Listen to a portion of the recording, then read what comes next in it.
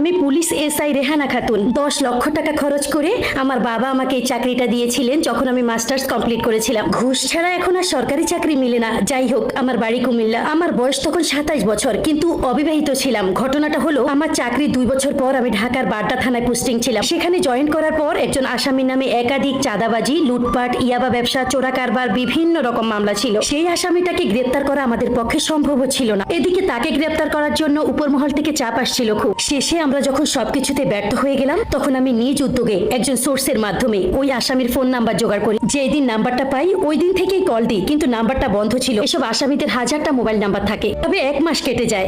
একদিন রাতে আমার ঘুম আসছিল না। আমি নাম্বারটা ডায়াল করতেই দেখলাম নাম্বারটা খোলা। 2বার রিং হতেই রিসিভ করলো। কি বলবো বুঝতে পারছিলাম না। কান্নার অভিনয় করে বললাম, ভাইয়া কই রে তুই? আপা দুনিয়া নাই, তাড়াতাড়ি বাসায় আয়। ওই পাশ থেকে বললো, কে আপনি? বললাম, ভাই তুই শফিক না? সে বলল, না, রং নাম্বার। নাম্বারটা আবার চেক করেন। রং নাম্বার বলেই সে কেটে দিল। আমি